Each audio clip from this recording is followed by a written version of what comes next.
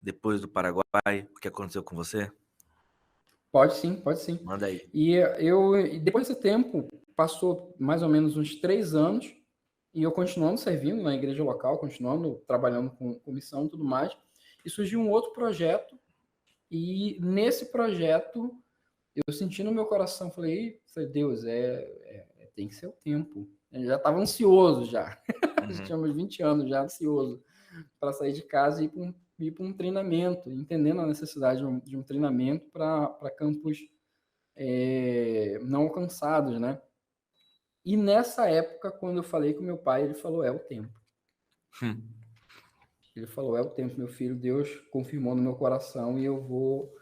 E a gente está contigo nesse processo. E, tipo, a minha Amém. família, de maneira geral, meu pai, minha mãe, minhas irmãs, eles continuam sendo até hoje meus maiores incentivadores em tudo que eu vivo e faço. Em todas as fases decisivas da minha vida, na minha mudança para a missão, que era morava em Belém do Pará, aí fui para Minas Gerais, eles foram junto comigo, eles viajaram junto comigo para mim lá na missão e depois voltaram, entendeu? Na minha ida para Campinas, para a Cidade dos Meninos, na minha vinda para cá. Então, todo tudo que eu fiz com o aval e a bênção da minha família. E, cara, a minha mãe morre de saudade, velho. É um negócio assim absurdo. Então, é aquela coisa, é muita saudade. Minhas irmãs falam que toda semana ela dá uma chorada, né? Básica, né? Mãe. Mas é mãe, né? E aquela coisa, Deus conforta, mano. Deus conforta. No final das contas, o chamado é dele, entendeu? E ele tá cuidando de todos esses mínimos detalhes, mostrando que no final das contas ele é suficiente, entendeu? Ele sempre vai ser. Aí depois disso eu fui para esse projeto, passei 2 anos lá, passei 1 ano no Brasil e depois mais 1 ano na Bolívia fazendo prático. Tava com o coração ardendo para ir para a missão. E a minha igreja, na época, ela se desligou da agência e mandaram todos os seminaristas voltarem para o estado. Ah, então você foi para Minas pela igreja. Sim e não. Tá. Sim e não.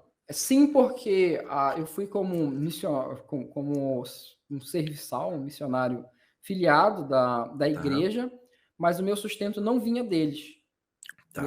Eu não era sustentado financeiramente pela igreja, só os outros que eram. Então quem bancava o curso, quem bancava você não era a igreja. Não era a igreja. Quem me apoiou no começo era só a minha família. 100% de tudo que eu precisava vinha da minha família. Tá. Mas quando eles se desligaram, eu tinha 2 opções. Ou eu continuava e me desligava da minha comunidade local, ou eu voltava para minha comunidade local. Tá. E eu entendi que não, a missão só existe porque existe uma comunidade local por trás. Perfeito. Entendeu? A comunidade local, ela é essencial em todo o processo da missão. Essencial. Então, ter uma comunidade local de apoio financeiro, emocional, espiritual é essencial na missão. Gente que negligencia isso, eu sempre falo, qualquer pessoa que vem para o campo sem ter quem prestar conta, vem para fazer besteira. Tá. Entendeu? Entendi. Então, depois, aí eu voltei para Belém, voltei com planos de fazer uma terceira etapa, porque a gente fala são 3 etapas. A primeira etapa só de teórico, a segunda de prático e aprendizado do espanhol, e a terceira de prático e aprendizado do inglês.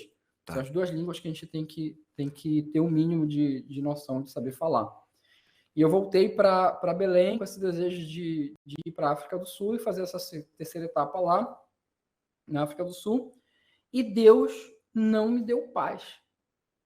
Agora imagina, meu coração sedento pelo desejo de servir, de continuar, de aprender, de ir para povos que nunca...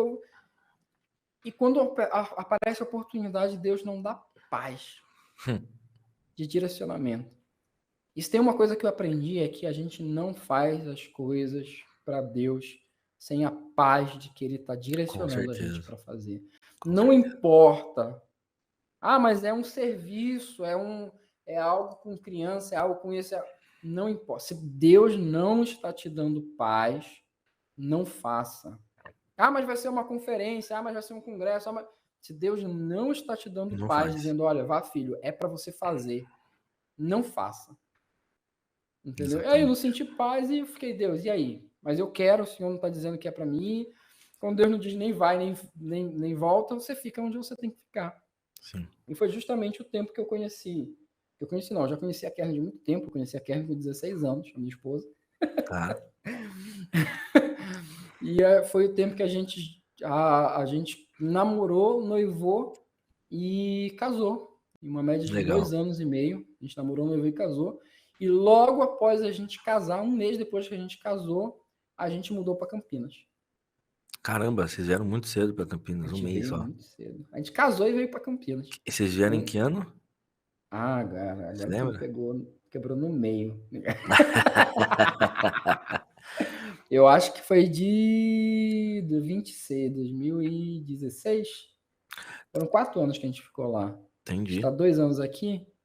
Então, 2020 vocês foram para aí. 2016. 2016. Chegou em Então a 2016 gente lá. chegou lá em 17, vocês estavam lá um ano só. Tava Quando a um gente ano lá. começou a fazer. Legal. Aí, de lá, e eu acho muito interessante isso. Tipo, foi um amigo meu que falou: olha, cara, tem um abrigo aqui e tudo mais. É um trabalho que começou com iniciativa de missionários americanos e tal. Sim. E geralmente só quem fica aqui é quem tem chamado. Quem não tem, cara, não consegue ficar aqui. Não passa uma semana aqui. Tu não quer vir para cá? Eu falei, eu orei, senti paz de direcionamento de Deus para mim e fui. E o pessoal sempre perguntava, mas e aí? Com relação aos campos não alcançados, que é o termo que a gente usa, né? Os países que não foram alcançados. Sim. Eu sempre respondia, eu falava, olha, eu não sei quando, não sei como, mas eu sei que eu vou chegar lá. Entendeu? O que eu estou vivendo é o direcionamento que Deus está dando. Se Deus manda eu vir para Campinas, eu venho. Se Ele manda eu ir para qualquer lugar, eu vou. Tipo, até mesmo essa questão do critério de espaço físico, às vezes as pessoas ficam pensando, mas tem água, mas tem energia elétrica, mas tem isso, e as dificuldades, os problemas. Falei, cara, não tem melhor coisa no mundo do que você estar no lugar onde Deus te colocou para estar. Com certeza, amém. Você pode estar no melhor lugar do mundo, num país de primeiro mundo, o que for, mas se não é o local que Deus te pediu para te estar, cara, você nunca vai sentir paz. Você nunca vai se sentir completo. Com certeza. Agora, se você está no direcionamento de Deus, cara, não importa as dificuldades, não importa os desafios, não importa nada, cara. Você se sente completo e realizado. Sim. Entendeu? Completo e realizado. E por mais que tenha essa questão, né? Campos não alcançados. Mas, infelizmente, cara, se a gente não pregar de geração em geração, em algum momento, aqui vai se tornar um campo não alcançado também. Sim. Né? Como a gente vê a Europa, né? Totalmente secularizada, né? Então, pô, em algum momento eles não eram um campo não alcançado, mas eles se tornaram, né? Então, tem esse lance teu aí de ir, mas quem fica também tem que lembrar disso e praticar o que você pratica aí, porque senão aqui vai virar um campo não alcançado. Então a gente não pode deixar que se torne um campo não alcançado, né? A ideia é de, literalmente, intencionalidade na forma que se vive o evangelho. Com Que certeza. é o ponto que eu já falei. O chamado sempre é funcional. Ele sempre é funcional. Ou seja, eu não sou quando chego. Eu já sou antes de chegar em qualquer lugar. Eu sou o que eu sou em qualquer lugar. Em qualquer lugar que eu estiver, a mensagem, o caráter do amor de Deus, da mensagem do evangelho, ela está incutida, ela está encarnada em mim. Então, eu não me torno um missionário quando eu chego em um país. Ou eu já sou, ou eu nunca fui. Sim. Até aquela frase, ou se é um missionário, ou se é um impostor. Não, todos nós não tem a possibilidade de não sermos. Então, a ideia é de que, quando as pessoas me perguntam qual é a diferença minha, que estou aqui para alguém que está no Brasil, é só literalmente, é só direcionamento. É só isso. Entendeu? Sim, Enquanto Deus me direcionou para me vir para outro país, Deus está direcionando vocês para estar aí. E é isso, é a única diferença, porque o chamado é o mesmo, é ele o não mesmo, muda é o mesmo. em absolutamente Exato. nada. Ô Pedro, me passa por favor esse livro aqui, ó, por favor. O que você falou é exatamente isso. A gente tá todo sábado na Escola Bíblica Jovem, a gente tá falando sobre propósito. A gente tá usando esse livro aqui do Douglas Gonçalves, Se Deus te fez de Sei, propósito, conheço. porque a gente acha legal, porque ele é muito sistemático, entendeu? Ele resolve rápido e bem direto as coisas. E o chamado, isso que você falou, poxa, todo mundo tem o mesmo chamado, é exatamente isso, né? E o jeito que ele fala do chamado é muito interessante, né? Ele fala assim: o chamado de Deus, a primeira vez que aparece isso, é para Adão. Deus chamou Adão quando ele estava lá, no pecado escondido. Deus chama ele. Então, assim, o chamado, o que que é? É um chamado para novamente ter a comunhão com Deus, para glorificar Deus através das nossas vidas.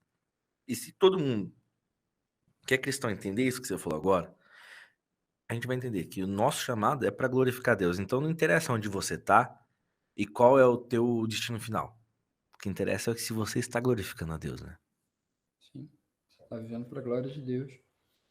Aí, eu sei que nisso eu passei esses 4 anos lá, e depois de 4 anos, eu recebi uma mensagem de um amigo meu que fez seminário junto comigo, que já estava aqui Uhum. já há uns 5, 6 anos, falando sobre a possibilidade de eu poder vir para cá para começar um trabalho do zero Tá. aqui. E eu entendi de que tinha chegado o tempo. Só que é engraçado, porque, tipo, isso aconteceu 10 anos depois da primeira vez que eu saí de casa. Tá. Foram 10 anos depois. Eu sempre falo isso, de que às vezes a gente está numa ânsia tão grande de fazer as coisas para Deus que a gente não percebe que a gente está em processo. Sim.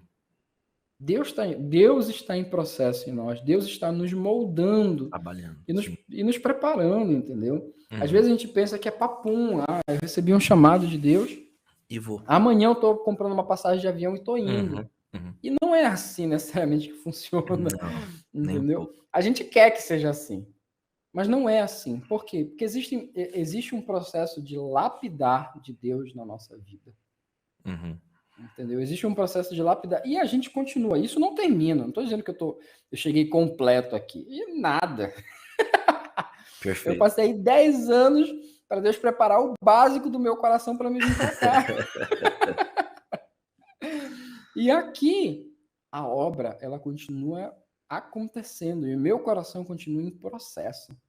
Sim, Entendeu? Eu continuo claro. entendendo mais sobre vontade de Deus, palavra de Deus, vivência do Evangelho, compartilhar. Tudo isso continua sendo interiorizado e eu continuo vivendo a experiência de aprender. Sim. Então, não estou pronto. Não sou, sou 10 de 10 aqui, nada. Ainda tenho uma caminhada extremamente longa pela frente e sou feliz. Amém. Sou feliz sabendo de que o nosso Deus é um Deus de processos. Amém. E ele tem um E processo com cada um.